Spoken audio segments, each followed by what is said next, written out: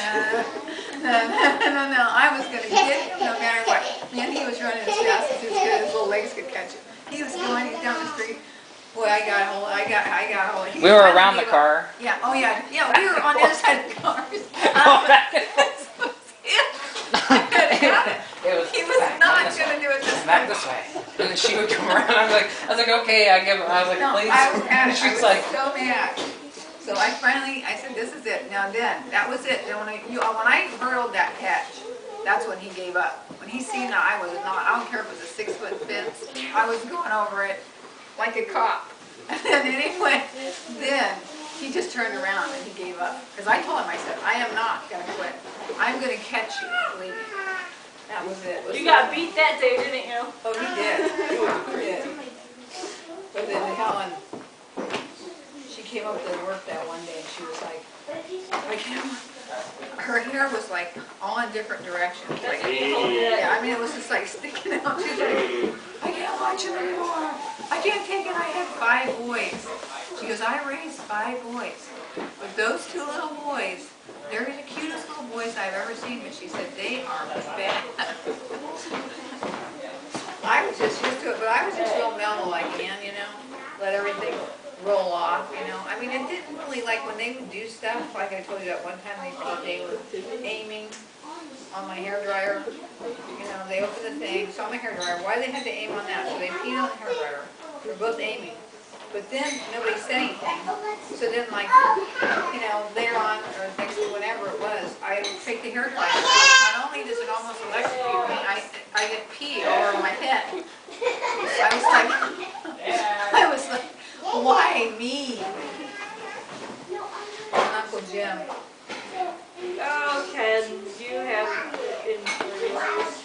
Uncle Jim, like, we went to San Francisco for the day, and we came back, because nobody was watching, because they were so bad. I mean, nobody, we were all, even Jim, our Uncle Jim, who was a young guy, and he could deal with it. And he was like, yeah, no, I can't deal with it. So we came home, he was like, oh, he says, oh, well, I just want to tell you, they were perfect little angels today. He said, you know, he goes, I just can't believe it, Patty. He said, they were just unbelievable. And so Joe and I, you know, that night we go up to their bedroom and walk in, turn the light on, tuck them in bed, look at the wall. It's a mural. They had worked on the wall, pencils, pens, some markers. Wasn't that in the closet? Huh? At the condominium, it was in the closet? No, you did it right on the wall. The closet must have been another exchange and you're trying to hide it. I think I remember the closet. closet. When I got ready to leave, it was like, this moved out of that condominium, the screens, these guys, the screens were, I think about it now. Oh, the backs of the toilets.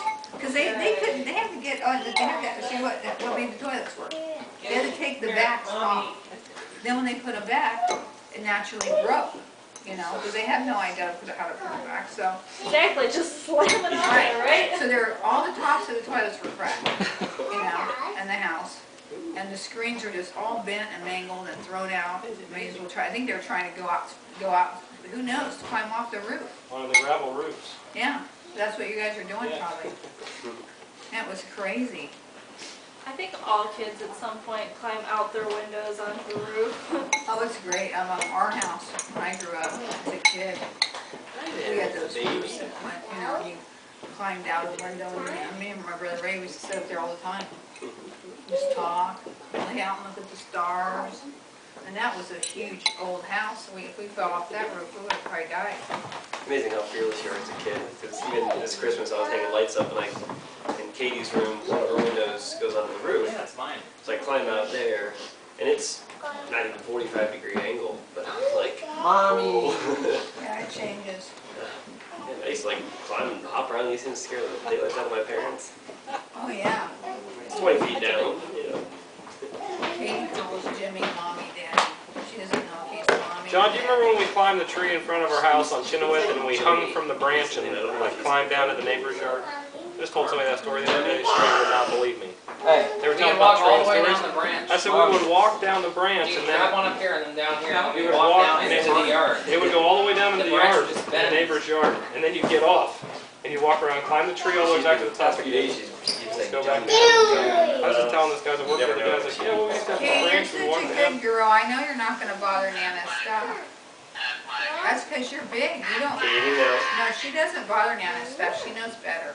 She's a good girl. She's seen the good. look. She's calm. She's She a knows good how girl. to behave. She can look at Nana's stuff, but she's not gonna bother it. No, 'cause she's What's big. on there that you want off so bad? Uh-oh. Be gentle. Nana. Katie. Look at how she holds her. Hey, Katie, did you see the baby? Did you see the baby? Should I come say hi to her? She don't know yet. She's Yeah. afraid of it. Katie, are you still the baby? She's like, She said, I'm not acknowledging Nope. the baby. Okay? like that baby weighs as much as my head does. Yeah.